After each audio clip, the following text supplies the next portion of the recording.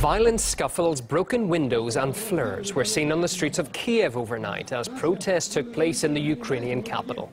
That was as demonstrators gathered to mark 3 years since the start of the Maidan uprising in the country.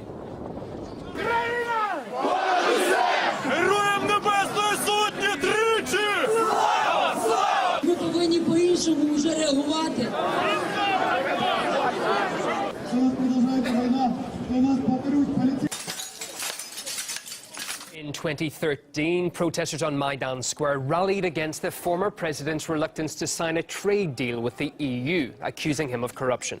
Back then, demonstrators hoped that the change of power would mean a break with the past and a bright future. 3 years on, though, that reality has not materialized. Several arrests were made throughout Monday night as demonstrators attacked the office of a business tycoon as well as that of a Russian bank.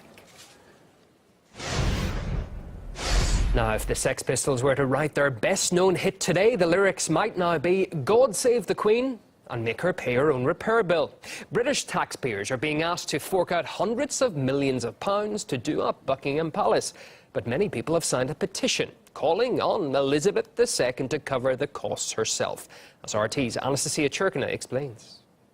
There's no question that Buckingham Palace is a major tourist trap and a huge source of pride and historic symbolism for the UK.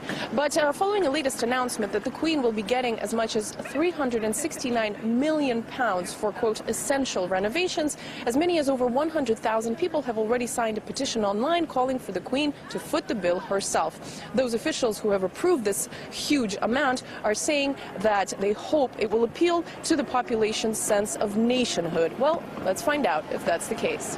So, if you had £400 million, what would you spend it on? I'd give some to charity. £369 million. I'd probably have to do a fair bit of charity, I would have thought. Helping others. Helping people in Africa. I would probably travel the world. You don't think it's a little bit too much money? It could be just a tad less? She's our monarch, and then when we lose the monarch, we'll have another monarch. Buckingham Palace doesn't belong to her, it belongs to the state. Is that money from the taxpayer?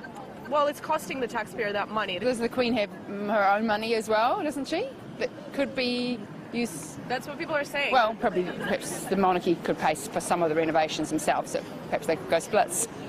The royals should pay for itself.